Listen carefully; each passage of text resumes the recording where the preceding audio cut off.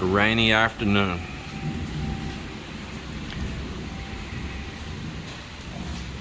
Yeah, it's a rainy afternoon, chilling in the garage, and got my compadre here. He brought his bike out here, gave it a bath.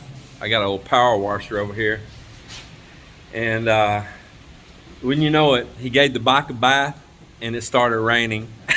Never fails. Never fails, but got it all cleaned up, and now it's raining. I said, you know, dude, you should just spend the night here tonight.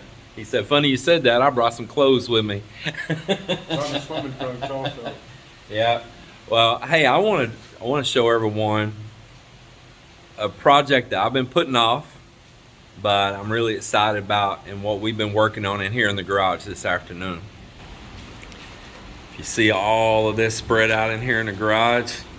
This is my marine diesel. Now they market this thing now as a mercrusier Cummins, but it's not a Cummins diesel, but Cummins threw their name on it. This is a Isuzu, marinized Isuzu diesel mercrusier. I need to put all these components back together on it. And then I've got all the outdrive down here in the plastic, all the lower leg, everything it goes through. As you can see, it is mercrusier diesel. Everything's here for it. Everything's here. I bought new bellows for it, new gimbal bearing, new seals,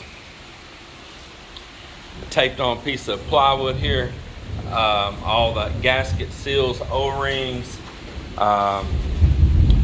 more of the little boots. Boy, it's really storming outside. More of the little boots and things in there for it.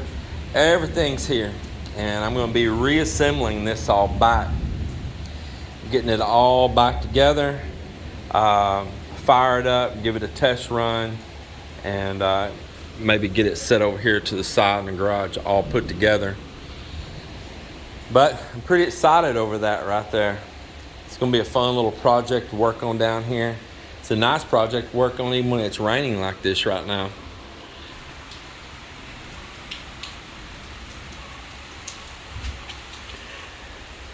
So while I've got you guys here, I want to tell you about something, because this would be good information for you to learn being here in the Philippines. When you deal with LTO on cars and motorcycles both, you're going to run into things that you might not be used to from your home country. They're not real keen on customizing anything in this country, which is kind of funny because they build Jeeps from scratch, right? They build owner type Jeeps from scratch. They build Jeepneys from scratch. They build tracks from scratch, but yet they don't like customizing. Right. And so this bike right here, what color did this tank originally come? It was, I don't know if you can see it, it was a dark green. This is actually the original color on the headlight. Right, so it was this color that's back behind this headlight. It was a dark green. So the guy that Cat bought this bike from did a wrap. This is not actual paint, right? This is a wrap. This is just one of those wraps that actually you could peel all of this off, clean it up, and it'll be back this green again right back here. Let's see if we might turn a light on and you can see that green. Maybe it's hard to tell in this light, but it's a really dark green. So the problem is when you change colors on a bike and you modify it on something like this, or even an automobile, and you change the color, like that right there used to be maroon. That vehicle, a lot of those Hilux Surfs came maroon, and now it's this candy green right here. You have to go through a lot of paperwork, and you've got to go to a lawyer, and you've got to get an affidavit, and you've got to take this affidavit to the LTO and file additional paperwork with your registration about the color change. So Cap, when you did it, what did they ask you? What was you required to do? Tell everybody about it. I was required to, first off, get the affidavit from the LTO office. And then I had to go to the main highway patrol office here. And they inspected the bike. And they did a background check on the bike to make sure that the bike wasn't stolen. Mm-hmm. And then, of course, they did the engine rub, rubbing the serial numbers and on the frame and on the engine. And then I had to get that notarized. And then I was able to take it back, all that paperwork, back to the LTO office. Right. And the same thing on our green truck over there for the changes made on it. And so it's not that simple.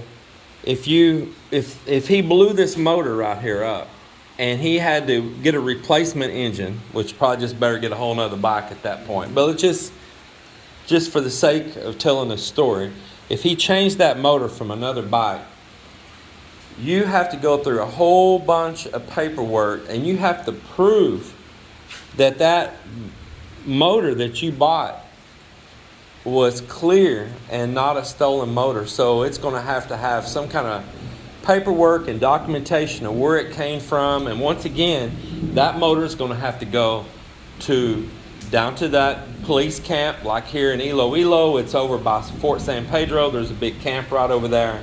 And they're going to do rubs and they're going to do a background check on those serial numbers on the motor and make sure it's not stolen. You're going to have to go through a nightmare if you have to change a motor. And it's the same story with my green truck. If I decide I want to pull that diesel engine out and I want to buy a Japanese surplus diesel and put in there, I'm going to go through a nightmare of paperwork and a paper trail. And every time, this is another nice thing for you all to know, every time you go to register your vehicle here in the Philippines, every single year, you got to go do a smoke test first. It's kind of like a smog test, they call it. And they do a smoke test. And then they're going to do a stencil rub, where they literally take carbon paper or a pencil, graphite, and they're going to put a piece of paper, the serial numbers on the engine, the serial numbers up on the frame, same thing on the car. And they're going to make sure those numbers match with what it did the previous years. And then you got to take that and you got to have your insurance. And the insurance is pretty easy. I'd say that one's a pretty easy one here, right? Probably the easiest thing to do. Yeah, insurance is cheap and easy here, It's kind of like Cap. And cheap and easy. And then you're going to go down and get insurance. Now, insurance isn't a big nightmare like it is in the U.S. It's pretty basic. It's pretty simple. Uh-huh. And you just paid for the year, and it's affordable. Yeah, it wasn't that expensive. I think I paid 1,500 pesos for the year. Right. Which is, what, $30? Right. Like usually on my truck, it's about 3,300 or so pesos for the year on that truck right there. Under 4,000 for the whole year. And my newer truck's higher because it's a higher value vehicle, but still, it's just not that much money for the entire year. It's just a whole different game. Basically, for what I pay for 1 month in the U.S., pretty much covers me for the year here in the Philippines. Yeah. I'll tell you one thing that I had to go to the LTO office to get the affidavit. Okay, well, there's a fee for the affidavit, and so you have to pay the fee at the bank. And the bank was all the way across town. So you have to go all the way across town, pay the fee, then return to the LTO office. They give you the paperwork. Then you have to take that paperwork to the highway patrol office, the main office. And they have 3 or 4 tables set up. You give your paperwork to one guy, he goes through your paperwork, you pay him a fee. He pulled the staple out of it that they put in. He hands that paperwork over to somebody else, and they'll go through it, and you give them a fee. Then they give it to somebody else, and they'll do the rub and do the background check on your bike, and then you pay them a fee. And then they'll hand the paperwork back to the first guy. He might put a staple back in it, and you have to pay him another fee. And then you have to have copies made of all this stuff. Yeah. So you'll go someplace and you'll get 3 copies made, and you'll give them a fee also. Then you'll return back to the LTO office, and they'll get all your paperwork together and stamp it. And then you have to go and turn it in. Then I had to go back to another LTO office, give them all my paperwork, pay an additional 1,000 pesos fee. And then it took 3 or so weeks for them to return my paperwork. Well, Cap, And then when I got it back, they still had the original color on the paperwork. So and you had to go do it again. Do it again. And give them another 1,000 pesos to go back and do the paperwork again. Well, I just want to tell you something. Here's how it goes for me. Yeah. I go over here and do the smoke test. I come back and hand this lady here in the community my paperwork. She works up there at the offices. She does it all, brings it back to me to my house right here, and I just watch TV. Yeah. Next year, that's probably what will happen. Yeah. You got in this country, you got to have those people. Yeah. And she's not a fixer. She works for an insurance company, but all the smoke test people know her. All the people in the LTO know her. And she goes and turns my stuff into the LTO office. But I just pay her for her time to be my runner. One notary, she looked at the paperwork and she said, oh, no, I can't do this, I can't do this. And so we were leaving and we're out on the street and somebody asked us, well, where are you going? Did you get it done? And I said, no. That's a fixer. That's a fixer. Yeah. And she said, let me see your paperwork. I handed her my paperwork, gave her 500 pesos, and she left. She came back, and it was notarized. So that's a little bit of the rundown about dealing with stuff here. You know, it's a different game. Know the rules. And another thing that I want to bring up, because some of you brought it up in my videos, it's nice when you viewers do share and try to help and give her information, because sometimes it's a good reminder to me that say, you know, James, yeah, you know all this, but somebody else might not know it, and I might need that reminder to share that out to you all. And so some good subscribers on here were saying, hey, you know, you put that rack on your truck, you got to go file that with the LTO. And they were absolutely telling the truth. Just any modifications you do on your vehicle, you have to go file it, and you have to go through this process like Cap was just talking about. You know, you got to get an affidavit and all that. And sometimes it's not as complicated as what he's went through, but you still have to do it. And you got to pay them a fee. And then that's going to be on your paperwork in your truck. If you got pulled over by traffic management or LTO pulls you over or anything, and they see that you paid for those accessories to be on your truck, on your vehicle.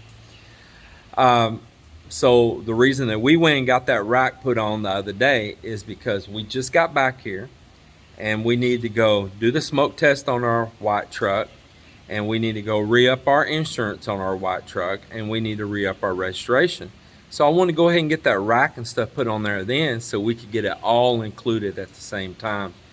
But it is absolute truth what the viewers said in the comments, that you're required to report any change, addition, or modification to your vehicle. And everything includes more paperwork. Of course, it's Philippines. And everything includes more fees and stamp, dot, back, forth, this window, that window, back to this window.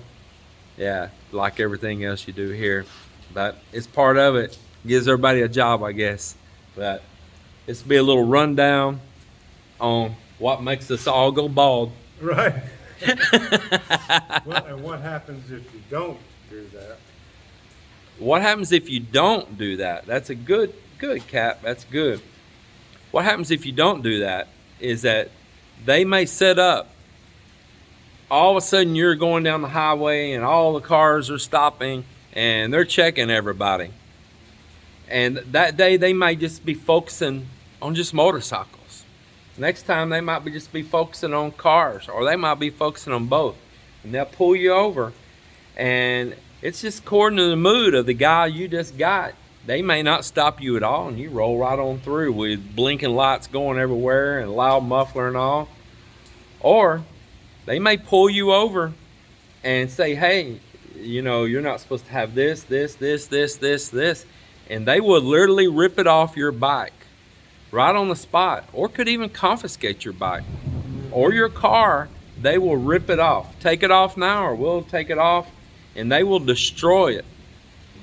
They will destroy your stuff. It is gone. Sometimes in some places they may confiscate it, and you can go get all your permits and everything for having it with the LTO and all. Bring that to them, pay a fine, and get your gear back. But you'll be lucky if you get that opportunity. You'll be lucky.